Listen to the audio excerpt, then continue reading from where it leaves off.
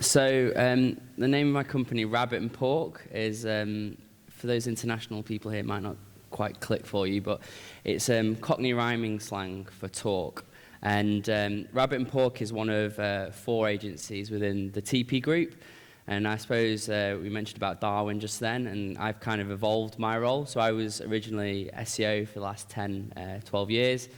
And a lot of our clients are starting to get interested in voice and voice search and Alexa skills and Google Actions. And so my role shifted over and we've started Rabbit and Pork, who are especially a voice agency. So we're working with a couple of clients already. So CGI Insurance and Insurango we've launched, and we've got about 4 or 5 other clients at this moment in time, which we're in prototypes and in workshops with, and hopefully we'll have those live.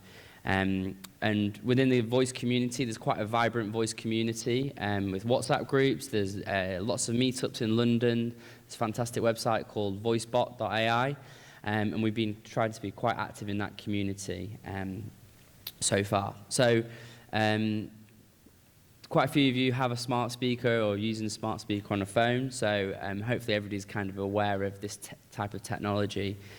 And it's been driven by Amazon and Google, basically, getting all those smart speakers out, having the Google Assistant installed on your phone, having Siri already installed on your phone. So voice is kind of everywhere.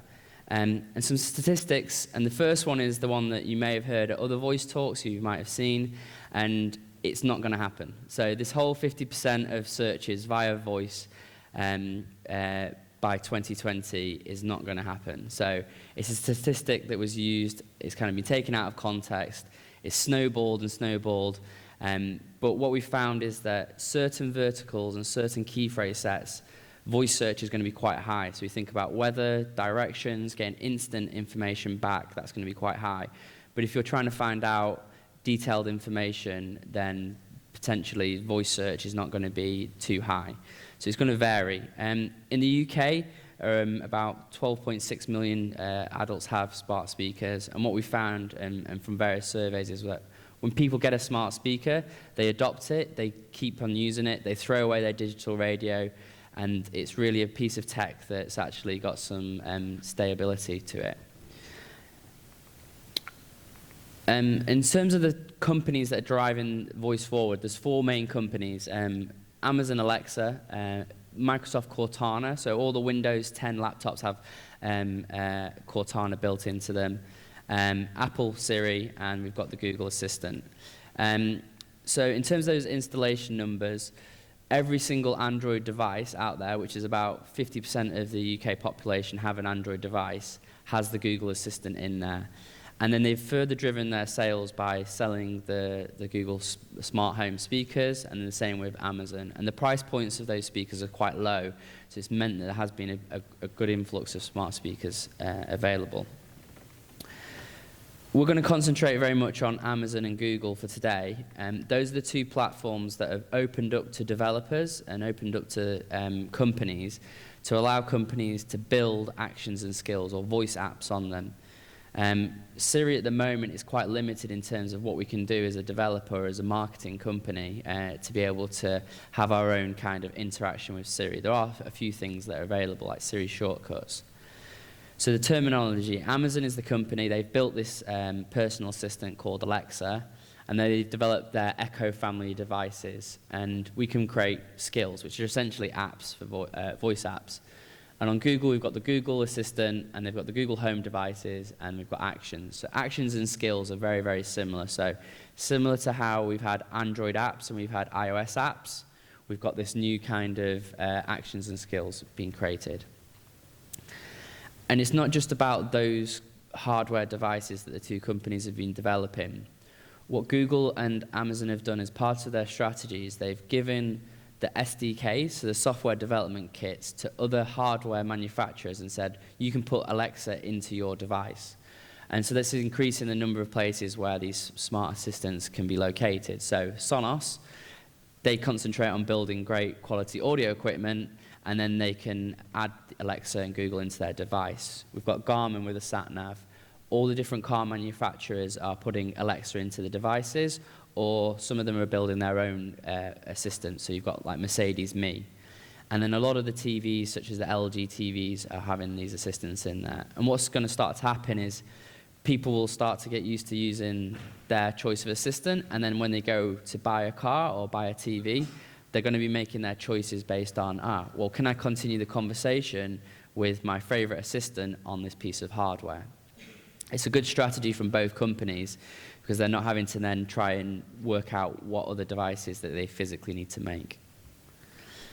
And one of the things that's important for voice is that there's no second ranking for certain phrases. So when you're asking a question, say for example, like how many goals did a certain person score, or what's the best kind of TV to buy, unlike web, you've got 10 blue links, you've got 4 or 5 PPC positions, and so for voice, typically there's only going to be one answer read out. And there's definitely a first mover advantage. So the companies that are building Alexa skills and Google Actions now, they're getting the data sooner, they're understanding what works, what doesn't work, they're able to evolve their product. And there's also examples of like BBC Good Food. They built the first ever recipe Alexa skill, and now Alexa basically defaults any recipe search through to the BBC Good Food skill. So they've kind of benefited from being the first major recipe skill out there. In terms of the numbers, so there's 60,000 Alexa skills already and 2,000 Google Actions out there. Alexa's been around a lot longer, and also it's in more territories, so therefore more developers have been able to build actions and skills. What I would say is that within that 60,000, there's quite a lot of skills that aren't particularly great. They're just kind of developers testing out here and there, and we'll go into a few ways that people have been testing with blueprints. So how are people using voice? So we had lots of hands up before. In terms of kind of the use case, this is from VoiceBot, and the way this graph works is that the dark blue is ever tried, the lighter blue is monthly, and then we've got the even lighter blue daily.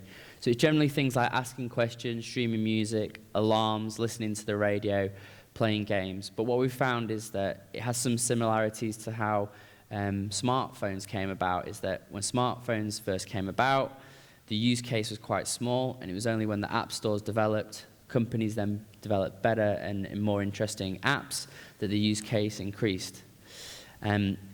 So what you've got to think about is, along these different things that people are doing, can your brand do something to answer that question? Or have you got some audio content that people can listen to? Or when people search for product information, is it bringing back the information that you want your customers to hear about? Location-wise, it's very much in those communal areas, so the living room, in the kitchen. This is around the house. But the next kind of frontier for voice is very much going to be car, as we mentioned before. So there's a new product that's only available in America called Alexa Auto, which is a little USB Alexa that will sit on your dashboard, plug into your cigarette lighter, and there's 1 million pre-orders for that already. So that's how they're going to basically add the smart functionality to existing cars, whereas pretty much all brand new cars are going to have the assistant built into them. Other places to mention is Bose headphones, so they've got the Google Assistant built into them. So people walking around the street can basically click. Obviously, it's not as kind of a popular culture thing to do here in the UK, but if you go over to Asia, it's quite common for people to be using voice messaging on WhatsApp. So as that trend increases, that's another area where you might want to think about, well, what could I do in kind of that environment? So the way that we start to talk to brands and start to work with other companies is think about exploration, events, and routine. So people are exploring, so they're asking a question that they might have previously done on their phone or their laptop. So how can we answer that via voice now? Can we do something for a specific event or a specific time of the day for user? And the last one is routine. So there's a high usage of smart speakers in the morning and in the evening. And so you can see this on our statistics and analytics when we look at usage of our skills and actions that are out there. We've kind of got these two curves. And there's above-the-line advertisement from Google and from Amazon to say, open my morning routine, or hey Google, good morning. And then you can go through a set routine, which might be the weather, a traffic update, a news clip from the BBC, and then maybe you can have something that integrates into that routine, so ordering a coffee or a daily health tip, etc., or to let you know what appointments you might have in your schedule. So some examples of that would be, hey Google, what's the best car to drive for a new driver? And it's going to give us some information. We're going to delve into that. An event might be, I want to order a pizza, I want to reorder my Friday night usual takeaway. And a routine would be like a morning suggestion of a recipe that you're going to think about cooking.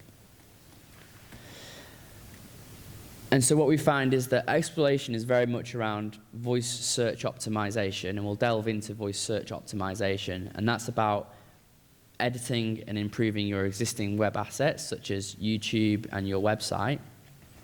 And then actions and skills is all about thinking about a use case for voice and building a custom action or a skill. So in the voice search optimization, the way that Google works is essentially somebody asks a question, and then the Google Assistant will read out some information. And this is all built on Google's last 25 years of basically search, the search engine. So you might notice this is an answer box or a featured snippet. So these appear at the top of the organic listings.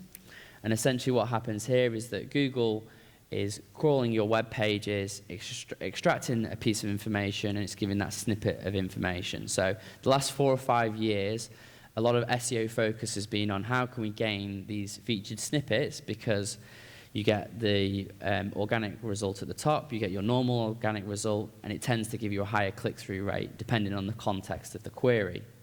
And so what Google's been able to do is they'll say, right, we'll just take that information and then we'll read it out on the speaker. On Amazon, it's kind of similar, but they don't have this search engine of data to pull from. So they're pulling their data from more kind of specific websites, so NHS, from the Mayo Clinic, from Wikipedia, etc. So they're not really going to be pulling from every single website out there because they're not crawling every single website in the world. And so what we developed is, well, the start of this was that I was sat in offices at night basically asking Google questions over and over and over again. It got very repetitive quite quickly, and I realized it wasn't sustainable. So we thought about creating a tool. So there's many like SEO tools out there where you can put in 500 key phrases, and then the next day you'll see the top 100 listings for each of your key phrases, and you'll see where your website ranking is and where competitors are. So we wanted to do the same for voice. So version 2 of the tool was that I had a TV which would speak out the question, and then I'd have a Google speaker, and then I ended up with different speakers in different rooms, and then the cleaner would come in and she'd start hoovering and it'd all break down. And we eventually managed to get to kind of an automated system. So we can fire in thousands of key phrases into the Google Assistant, and then we can record what the Google Assistant said back to us. So it might be, you know, what's the best car for a new driver, and then we can record what domain, what web page, what exactly was said. And so what we've been doing is we've been developing this report, and every quarter we run an update. And what we've started to find is that Google uses lots of different pots of information to retrieve those results. So we've got, and this was the first time we ran it, over half of the queries Google can answer. And then we got answers, which are those answer boxes we mentioned before. Then we realized Google was using their Google My Business listings. Then the knowledge graph, then they were using information from their flight search product.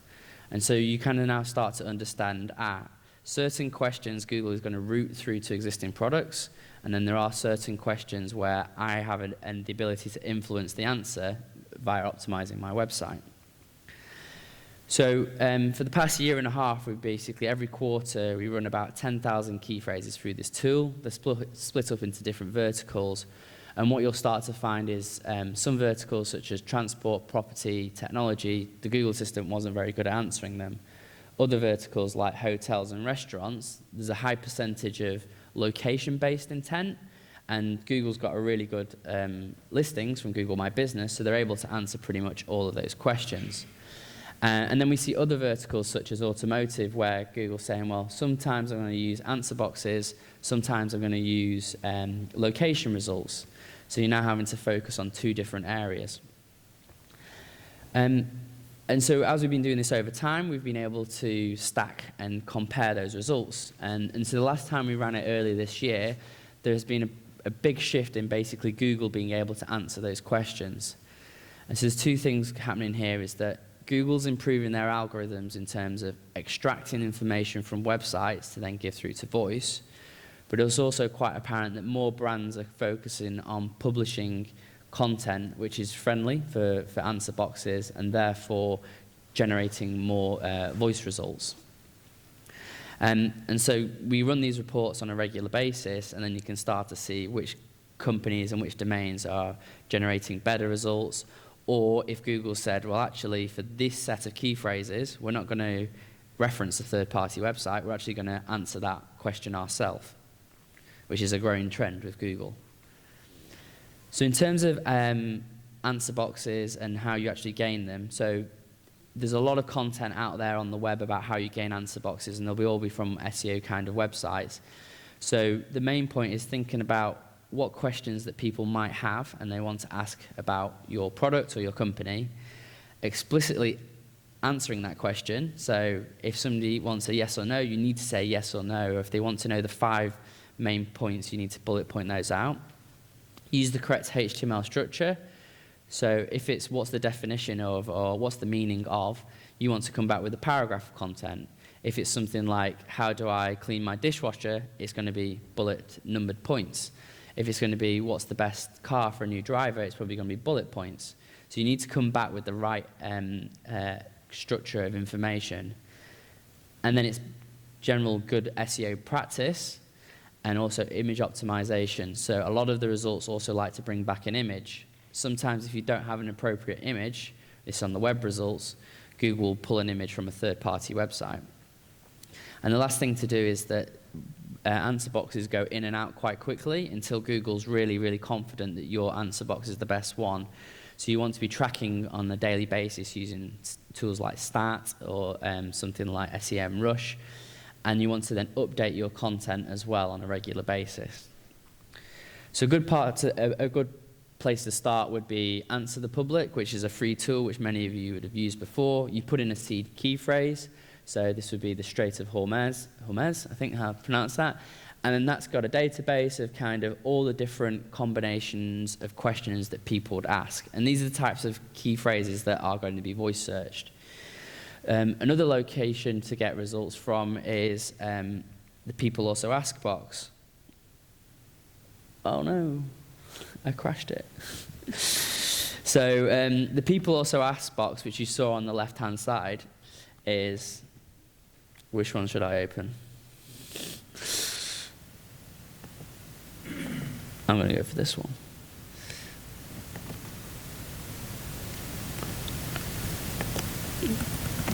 So the People Also Ask box is essentially driven by users' queries. And what happens, if you click on one, it loads another 3. Click on one, it loads another 3. Click on one, and it loads another 3.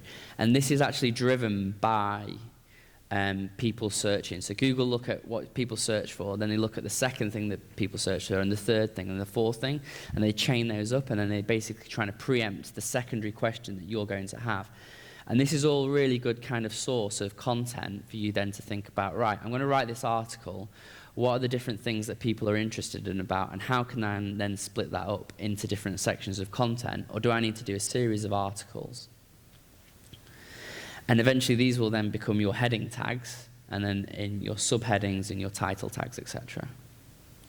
So we can see here that the key phrase is asking, like, why is the strait so important? And Google's extracted a little picture of a helicopter with a ship in the background, and then the explicit answer. And then what we'll see is actually on the Al Jazeera website is that they've used the title tag, and they've put the exact key phrase there. They've used the H1 tag. They've got a nice image, and then the first bit of content straight away is basically explaining why it's most important. And so you need to then start to think about, do I do multiple articles, 1 or 2 articles? And that's really where you need to turn to kind of your SEO expert or your SEO team. Gaining this will then come through to the voice results.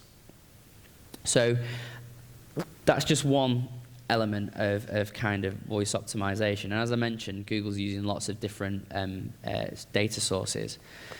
So in terms of going through those data sources now, Google My Business. So if you ask anything location-based, Google My Business. So have you got the latest information on there? Are you doing good optimization of your name, address, and phone number?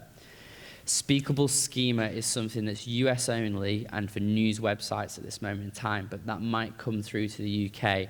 And that's the idea of putting structured data behind a piece of information in your web page to say, this is what I want the Google Assistant to read out.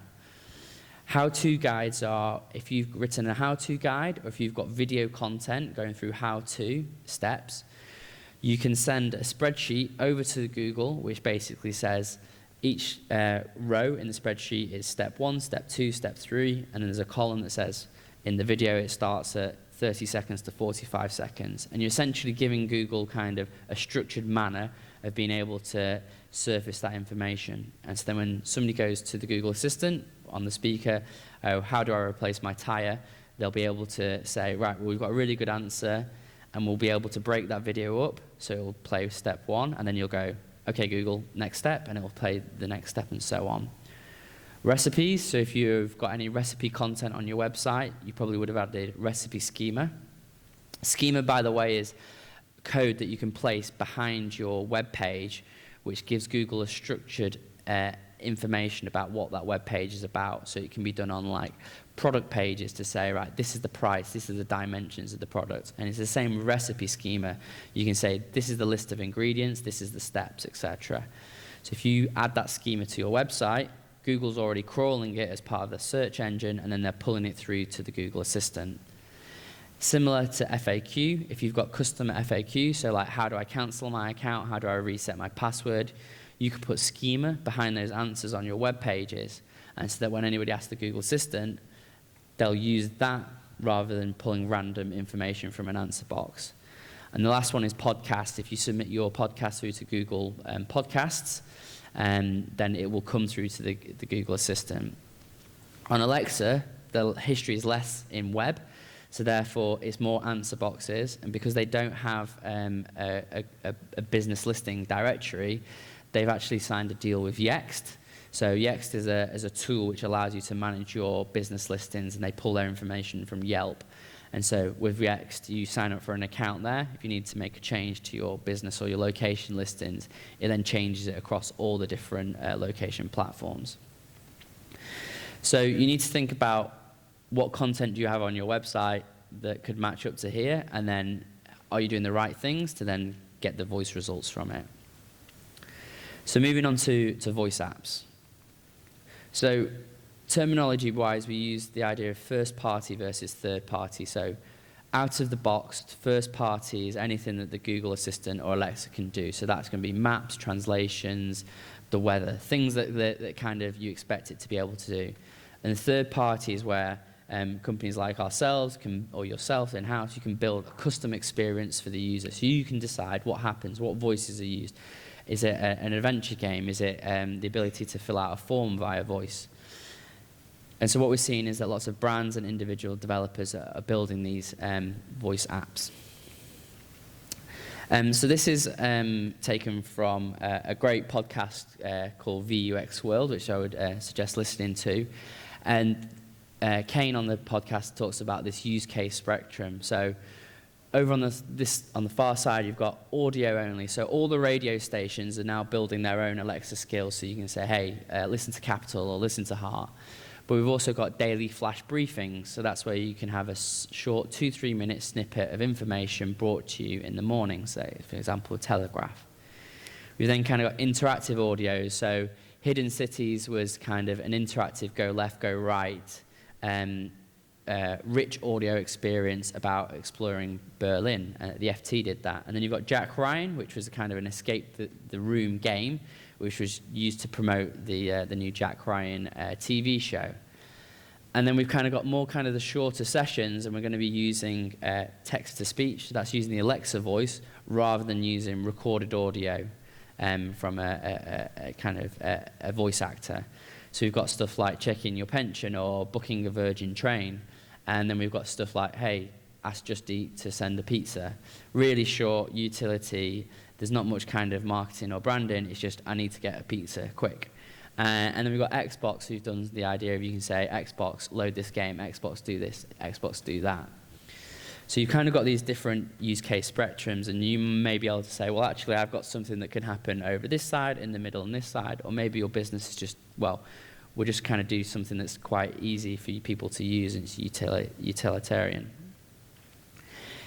In terms of some stats from the industry, so like things like the Virgin Trains, they mention that a web booking takes 7 minutes, whereas it's down to 2 minutes when you do the booking via voice. So anybody who works in conversion optimization, kind of taking distractions out of the user's path is great. Rise and Shine was basically a morning flash briefing, which was a kind of a morning routine that allowed people to kind of do their hair, do their makeup, etc. It was by Unilever. It ran for 8 weeks. And part of that was like, oh, would you like to sign up to our newsletter? And the users just had to say yes, because we can get the email address automatically from the person's Alexa account. And so that newsletter sign-up rate was 10%, which is a huge sign-up rate compared to what you'll see on web. And Invoked Apps, this is the guy who's living the life. He basically built all the ambient noise skills. So if you're a parent and you need some like white noise to get your kids to sleep, or if you need like rainforest sounds to get you to sleep at night, the guy who runs Invoked Apps built all of the ambient noise sounds, and now he's done a paid version. So Alexa is now building their own kind of voice economy, which is in-skill purchasing. So very similar to in-app purchasing. So if you play one of those games where you move the bubbles about and then you can pay to get, you know, extra levels or extra lives, and you can pay like $1.99, the same idea is coming to voice. So it's going to be in-skill purchasing. So it's basically like, do you want to be able to mix 2 ambient sounds together? Okay, yes. Get the premium mode, pay $1.99 a month, yes, and then it takes the payment. It's Amazon. They've got your account details. On Google, it's the same idea with Google Pay, have your details. And so he's seen like 30% conversion to free trials and then 90% afterwards. And he's quit his job and he's bought a Tesla and everything. So one of the things that we've built is for an insurance company. So there is an existing SEO client, and they were thinking about customer service. So customers don't want to wait 20, 30 minutes to answer or ask a question on their phone line. So can we take popular questions that people have about about insurance, and we use the web, we use their phone line data, we use their internal search data to think about what are those most popular questions. We deploy both on Alexa and Google. And this is kind of stage 1, get something live, learn from it. Maybe stage 2 is we can do claims. Stage 3 is we can do quotes, etc.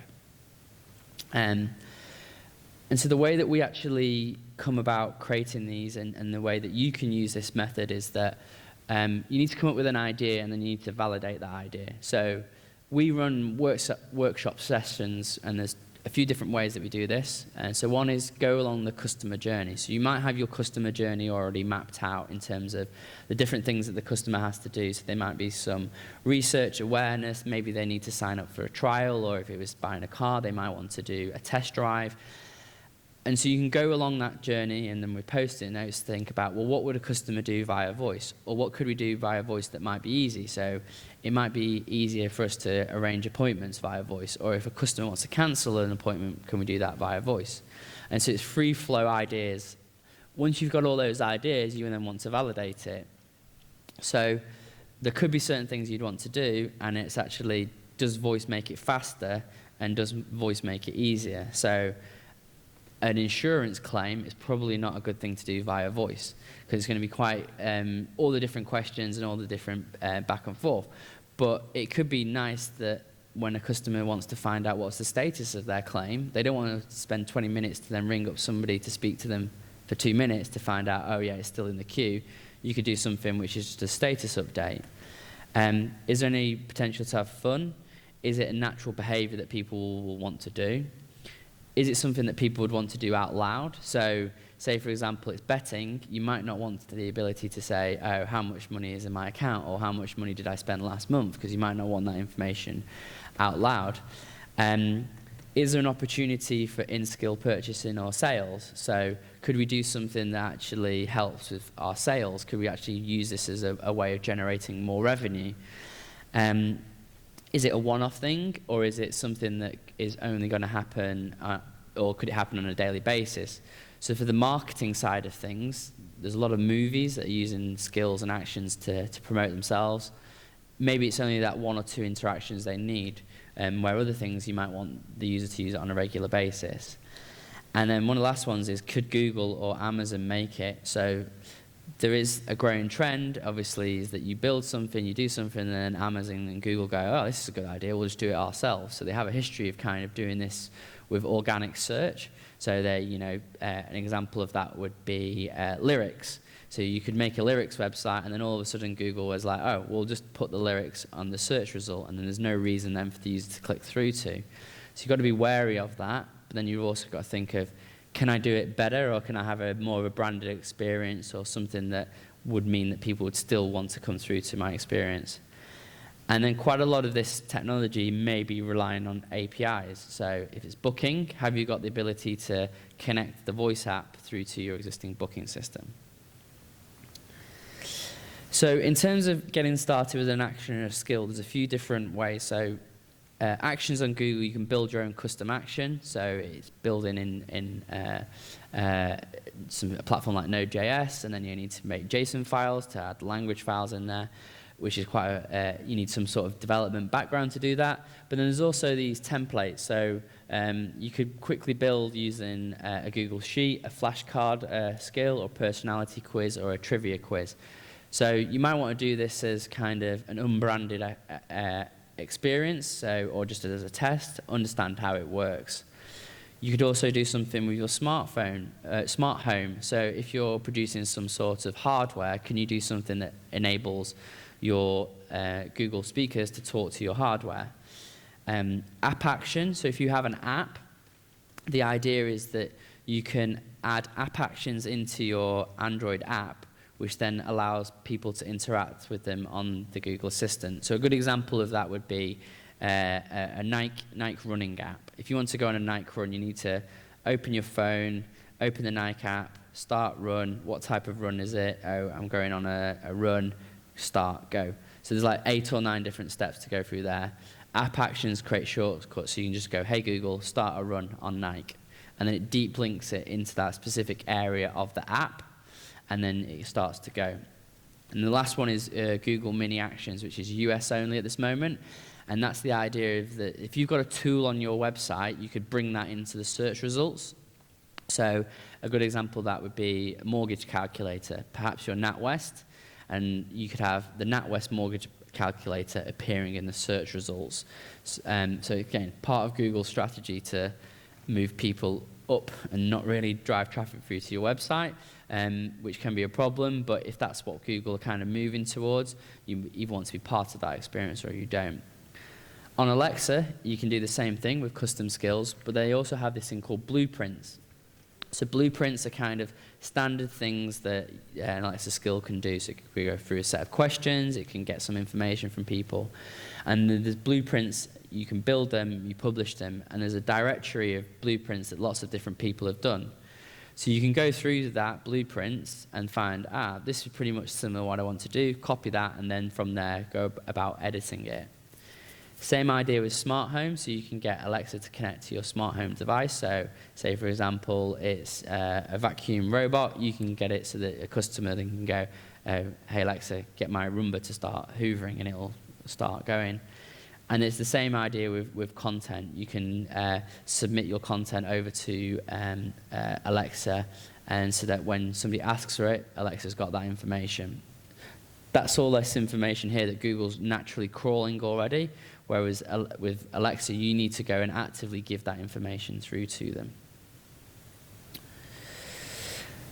So once you've built it, or as you're building it, testing is really important. So there's 2 things that we do. So one is Wizard of Oz testing. And so this is from a BBC article. It's a little bit hard to see, but that grey is a screen in between. And the lady on the left is the customer, and the team on the right are pretending to be Alexa. So they've designed their skill just on paper and notepads, and they wrote, these are all the things that our Alexa skill can say. And then they get different people to walk in and start to give them a task. So this was for the CBBS Alexa skill. And so she'd come in and she'd go, oh, what do you want to play? Do you want to play Hey Dougie, or do you want to play this other game? And then she'd go, Hey Dougie, and they'd say, right, yes, we've got that one. But if they came back and then the person said, oh, I want to play, I don't know, another kids' TV show, Go Jetters. Go Jetters is not on the BBC, I think.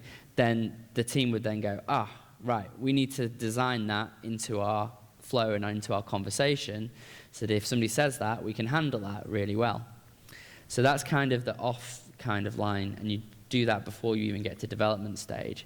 And the other one is automated testing. So Bespoken is a team in Peru in the US, and they've built a tool which will, similar to the one we mentioned before, it can fire automatic questions over to your skill. So if you built a skill, we're working on one that does house prices at the moment, we're not going to go through and ask our Alexa skill all the different places for house prices, all the different combinations of somebody saying, oh, how much does a semi-detached 5-bedroom house in Tottenham cost, etc. So you can write automated scripts that then will go to your Google skill, it will record what it'll say, and then you basically say, oh, it came back with what we were expecting, or it didn't come back with what we were expecting. So you've built it, you've tested it, and now it's live, and now you've got to promote it. So it's no different to creating a website or creating a mobile app. You need to be able to let your customers know that it's out there and it's available. So you've got to think about your existing channels that are out there. So organic, put something on your website, email your customers. So for Insurer and Go, we've got our weekly or monthly customer newsletter that goes out to a few thousand people, so we're going to put it into that newsletter that will let them know about it. Or maybe that once they get their confirmation email, once they've signed up for the product, we can have that in the footer of the email. Social, but there's also an app directory, and there's also a weekly email that Amazon have that it goes out into. So one of the things that Amazon are doing is that, and we work closely with them, is that they have a co-marketing program. And so that if you're a brand and you're building an Alexa skill and it's going to be a really good experience and the team at Alexa believe in it, they will go in for a co-marketing promotion with you. So they'll basically say, we'll put it at the top of the skills store for you. We'll put it on the weekly email. We'll do some paid advertisement. Maybe we'll do some audio ads for you. Because a lot of the in-house team at Alexa, their job is to basically get more brands and more companies building skills. The more Alexa can do, the more the better experience it's going to be for users. Paid, so you've got TV, social, display, radio ads, and influencer marketing. And another thing that Amazon are doing is they can say, you can build an advert and we can send that advert out so it will only display to people that are in market for Alexa devices. With the radio advertisement on like Spotify or Amazon Music, that audio ad is only going to play out to people listening to Spotify or Amazon Music on an Alexa device. So it's just adding a layer of filtering in there, so you're making sure your advert is getting out through to the right users. And then out of home, we've seen tube adverts, we've seen digital adverts, but also you might want to think about in-store or product stickers. So there's an example of a whiskey brand, Talisker Whiskey, and what they've done is they've created an interactive kind of taste guide. And so what they've done is they've stuck on the bottles a little Alexa sign with the invocation phrase. So the invocation phrase is what the user needs to say. So, hey, Alexa, talk to Talisker Whiskey. And so by putting that on the box, people then are looking at it, they're interested in it, and then they'll start the conversation. So if you've got a physical product that gets sent out to people, how can you add that in? So in terms of our process and the process that you could take is that we use the voice search reports, or you can use your own research as kind of a what can Google answer and what can't Google answer. Use that, go into your workshops, go through kind of a process of thinking about, what is a good use case for voice? Is it going to be quicker? Go through that checklist. Once you've kind of signed off on an idea, a lot of what Amazon talk about is think about what's good year one and what's good kind of in 5 years' time. So you don't have to do something that's all singing, all dancing straight away. So the Virgin Trains example, it only on launch could answer questions about when's the next train. And then what they've done is they've built and they've built and they've built. It's all within the same action, but they basically update it and now say, right, now we can do train buying tickets, now we can do customer service, etc. Design, so there's quite a lot of design tools out there specifically for voice. So there's BotMock, which allows you to basically drag and drop, create your flows, and then it creates an MP3 or an MP4 file afterwards, and then you can test the flow of what would happen. But best place to start is pen and paper. Develop it. So there's lots of development resources out there. You might be able to get away with using a blueprint. Testing, so adding tool-led testing or customer testing. You can send invites out to people that you know, so it won't be publicly available, but your skill can be used by a certain set of people. There's analytics, so similar to Google Analytics, there's a tool called Dashbot, and Dashbot is basically analytics within your app, and that will allow you to see what people are saying, the conversations back and forth, where the error messages are, usage, time of the day. And then you need to go through a launch. So the launch is a submission over to Google and to Alexa. So you need to give them a logo, a description of what it does, a URL, and all that information. And then they check it. If you work in gambling or if you work in pharma or anything like that, you might want to check out the policies because there are certain policies of what you are and you're not allowed to do. So you can't have an Alexa skill that allows people to win money or gives out medical advice, etc. But there's all listed on the website. And then on an ongoing basis, track and optimize using those tools. So on a monthly basis, how many errors did we have? Can we improve that? Redeploy and relaunch. So those reports that I mentioned before, you can download them from the website for free. So there might be one that's applicable to your industry, or we can run custom reports as well. So I don't know how I've done for time, but hopefully we've got some time for some questions.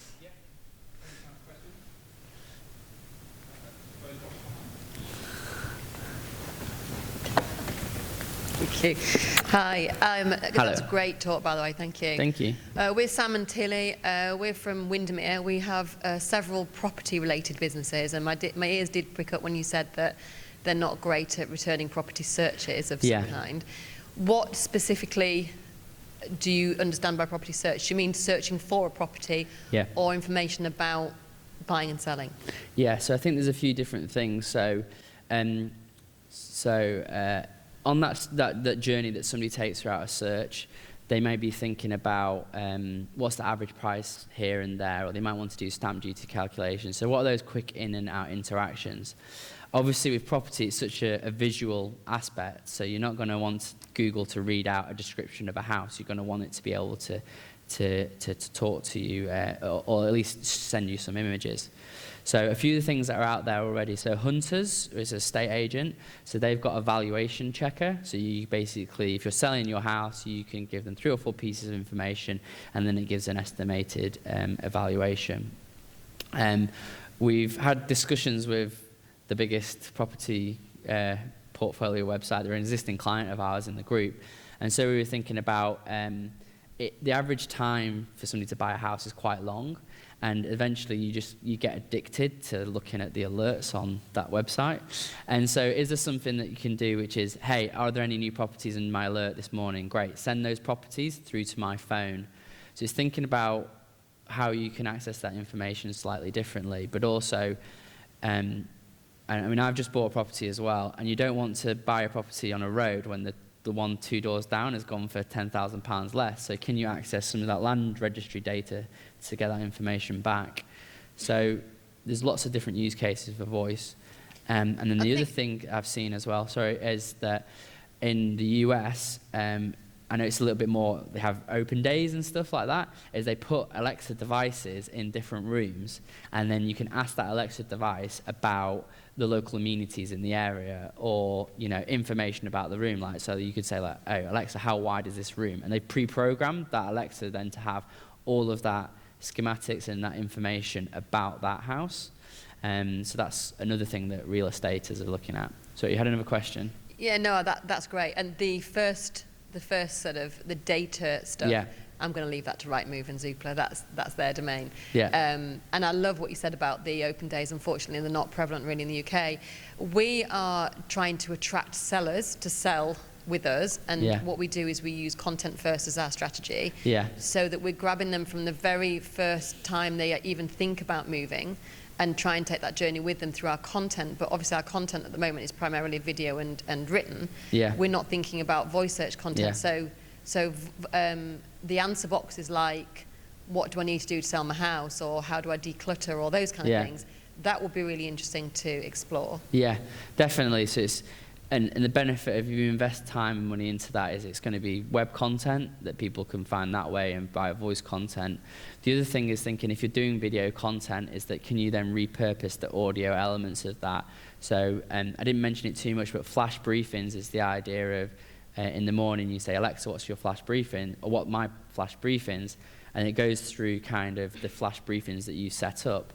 So it could be from the BBC, but I know businesses have started to do this. So Vodafone Business recently have done a podcast. So they did a podcast series, and then they've taken snippets of that information from the podcast and then made them into flash briefings. It's all about the rollout of 5G in the UK, etc. So there's lots of different content opportunities in there. A lot of businesses have started, and a lot of clients have come to us thinking about the FAQ skill, so the example of Insure and Go. And I think that is a good starting point, but it's not going to have as much interaction as something that's, back and forth or really useful. Thank you very much. Okay. Any other questions? Oh. Just behind you. Hi, Hi. can you hear me? I'm Vicky from American Express. I had a question around what are your thoughts around voice search for credit card companies, and do you have any examples in terms of companies adopting voice search? Yeah. So I guess the trend in credit cards at this moment in time is, so Experian are one of our SEO clients, and so them and all the different comparison websites have been moving towards this idea of merging your credit history with your applications for credit cards. So therefore, when you go to apply for a credit card, you're not getting rejected. I think there's some stuff around the voice search in terms of the research, so people asking what's the best credit card at this moment in time. But what, putting my SEO hat on, is I know that it's absolutely dominated by the price comparison websites. And so the price comparison websites have big built-in in-house SEO teams, which are just bashing out SEO content, constantly optimizing. So I know in central London, the the Money Supermarket team, they've been trying things with schema. They've also done an Alexa skill, which doesn't do too much at the moment. It's more oriented to their car insurance, etc. One thing about the credit card, and I can't remember the exact company, but it was actually relating it to the rewards programs that a lot of these credit card companies have. And so you sign up for a credit card, and it'll have this reward, it'll have this cash back, etc. And I know with American Express, every single month you kind of say, oh, there was an offer with Bose, it was like, or with Google, it was like spend £1,000 with Google, and then we'll give you £250 back. American Express need to get that information over to the customer. So it might be in an email or a website. So it's then thinking, could you have a skill which basically surfaces that content so the user says, oh, what are the offers on this week, etc. So it might not be to do exactly with applying, because obviously there's quite a lot of detailed information that you need to give over for the application, but it might be around those secondary marketing things that you're doing already online on that side of things.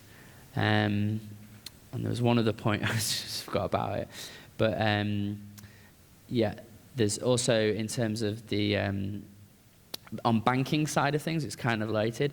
NatWest have got a beta out at the moment for a Google action, which is voice banking, which I personally think would be a really good use case, because the number of clicks it takes me, Or if I wanted to work out a complicated query like how much money have I spent in the pub in the last month, I need to download the data, put it in a spreadsheet. I mean, that's quite fun for me anyway, but pivot it out.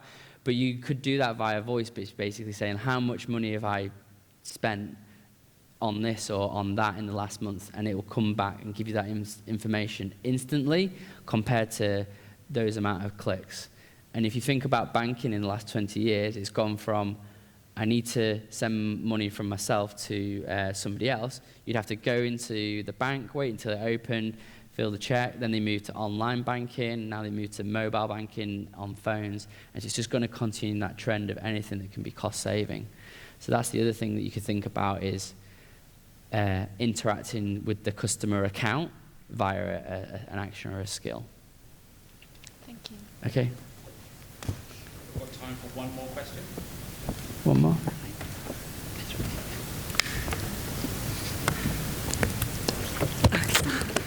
Thank you. So hi, I'm Nea from Geosk. We are actually on the other side. We have a stand here. We provide software for interactive content on your website. But I was really interested in kind of hearing more use cases for B2B, because I know voice search is probably more for consumer markets right now. Yeah. But is there anything being applied in B2B right now? Yeah, there's not too much. So I've had a few meetings with B2B companies, and there's a few ways of thinking about. So I mentioned the Vodafone one, which is it's just using it as a different platform to get a content marketing out there. The other kind of thing from a B2B point of view is, and so one example was, it's a company who offer data services. So they provide APIs to other companies and they buy them. It's in the trading. So it was like, we'll build an Alexa skill which showcases the power of your APIs, etc. The other side of things, which is not exactly B2B, but it's the idea of building skills that can be used by and internally in your company. So say, for example, you've got a stock system, and if you need to ask a question, could you hook your stock system up to Alexa so you can just say, oh, how many blue widgets have I got already? And it's not entirely B2B, but there's in the US there's a thing called Alexa for Business. And for Alexa for Business is the idea of that you could have a fleet of Alexas that are in your offices or on your in your cars and in your vans, etc. And they basically run off like an intranet, and there you have access to kind of skills that nobody else can access.